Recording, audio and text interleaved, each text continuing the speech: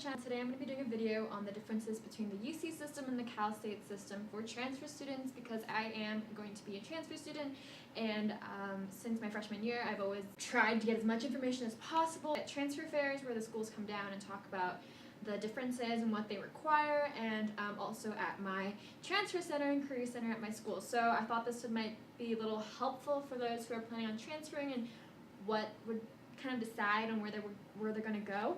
I'm applying this year, but I've gone through the application process because I was going to transfer this year, but I ended up not going to. The thing that I want to stress about most is that you have to have a minimum number of units completed when you want to transfer. Both schools, the UCs and the Cal States, require you to have at least 60 units, either with AP credits or just credits that you have earned at the school. The best website to use for this information is assist.org. They tell you specifically to your major and what is required for you to transfer. They usually prefer C or above, obviously. Of course, try to get your GPA higher. Different majors do have different requirements when it comes to GPA, so there might be a minimum GPA required based on your major. That is something you should look into before you start looking at classes and start applying, because you have to keep in mind that that's definitely a factor depending on your major. Now I'm going to go through the differences. So something that I've been told throughout my experience at the community college that I go to is that the UCs, they are very much research-based institutions. So if you want to go to grad school or if you want to get a master's degree, the UCs are definitely the way to go. Whereas for like Cal States, this is why I have a hands-on portion right here. The Cal States are known for their hands-on curriculum. So my friends who are going to Cal States currently are doing a lot of like building, teamwork, and all that stuff. Whereas for the UCs, it's very theory-based to prepare you for research in the future.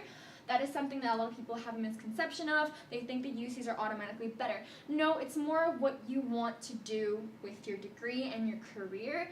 But obviously, if you make the best out of your education, you can go each way. The application for the UCs are typically from November 1st to November 30th, whereas for the Cal States, it's from October 1st to November 30th.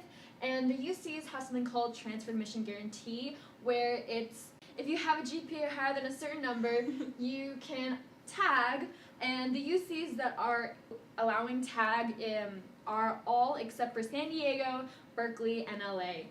I know, sucks, right?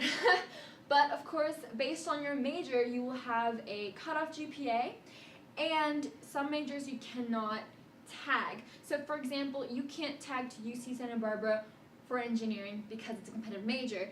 Do keep in mind to look up if your major can be tagged to different schools. I know that for UCI you need a 3.4 for engineering. I think UC Davis is a 3.3. I'll link things down below for you to see and check it out. So for the UC application, you have extracurricular activities that some of them do look at, and they will allow you to write where or what you've done. Whereas for the Cal States, it's very much GPA based. There is no essay, there is no place where you put the extracurriculars. It's just the courses you've taken and your GPA.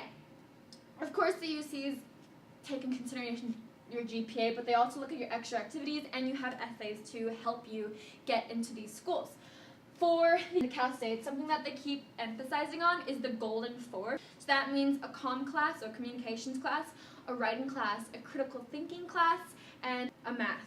You need at least those four to be admitted or even considered for the Cal State programs.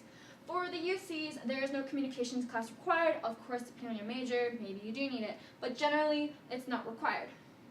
For the UCs, they are research institutions, which means that they need more money for funding of research, and therefore tuition is higher. It's $15,000 for the UC system versus $9,000 for the Cal States. Of course, these are approximate numbers depending on the schools and not inclusive of housing. So these are just tuition-based numbers only. Of course, look it up depending on your school.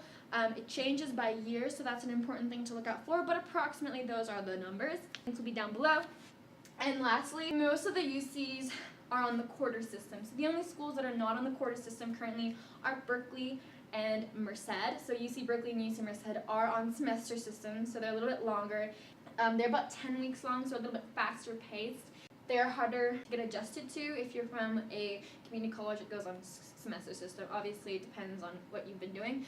For the Cal States, there are mostly semester systems.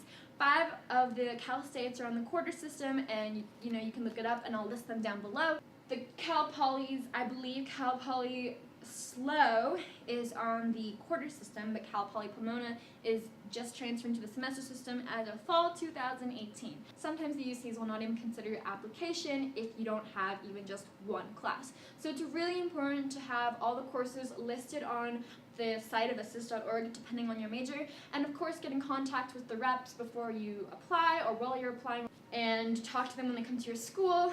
Yeah, so I hope that you learned something from this video and it helps you kind of decide on where you want to go or what's offered for you at the 2 different schools and what they're kind of like in terms of education and how the application process is kind of going.